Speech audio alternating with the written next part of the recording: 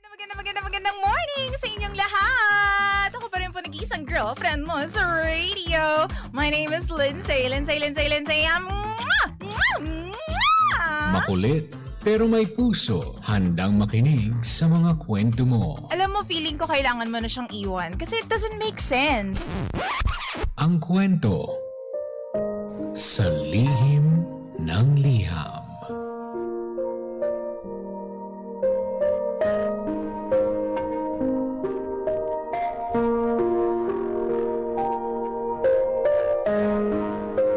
Mahal kong Lindsay. Hindi ko malaman kung anong rason kung bakit nagkita pa kami ng ex-boyfriend ko. Naghahanap ako ng sagot. Para ba magkabalikan? Para ba maging magkaibigan na lang? Para ba masaktan ulit ako?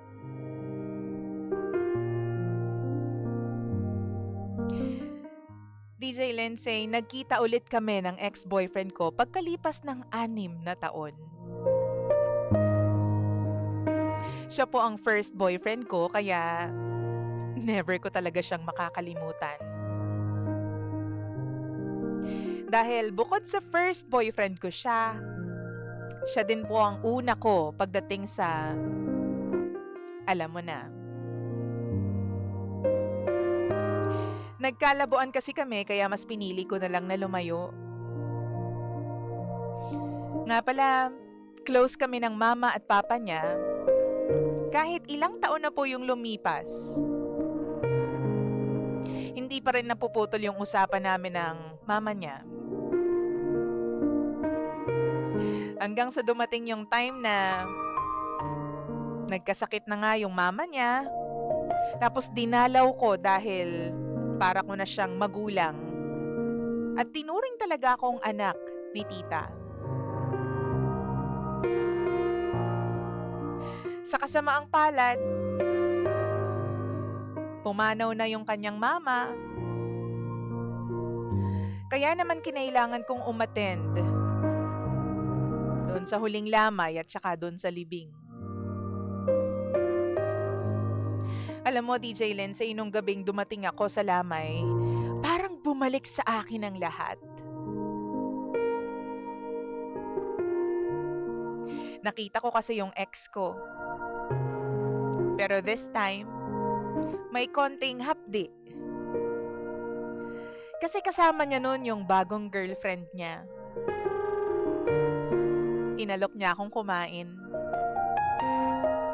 In-entertain naman niya ako pero bilang respeto na lang. Kasi nga alam ko naman na nandun yung girlfriend. Madalang ko siyang pansinin.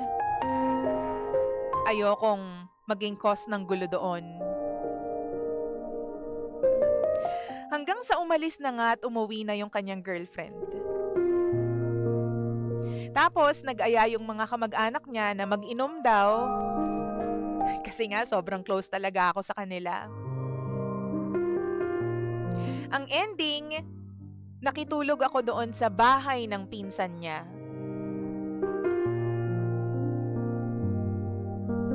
Ilang oras ang lumipas, nagulat ako kasi biglang pumasok yung ex ko doon sa kwarto kung saan nagsistay ako.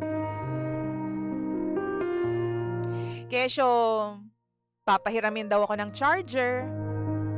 Totoo naman, nanghiram talaga ako ng charger sa kanila.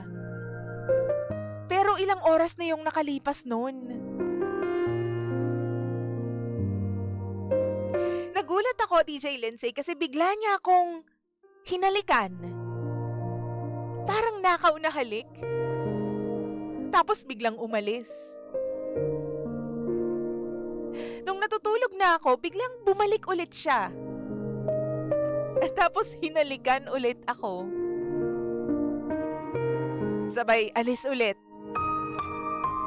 Alam mo yung parang batang nahihiya? Sa pangatlong pagkakataon, sa pangatlong balik niya, doon na niya ako niyaya Sinabi niya sa akin na namimiss niya raw ako. At nangyari na nga ang dapat mangyari. Kahit na hindi ko maintindihan, kailangan kong aminin, DJ Lindsay, na for a moment, naging masaya ako.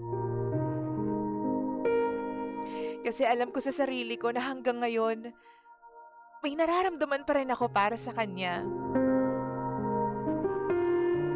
Pero bakit ganun? May girlfriend siya, di ba? Hindi niya ba mahal yung girlfriend niya?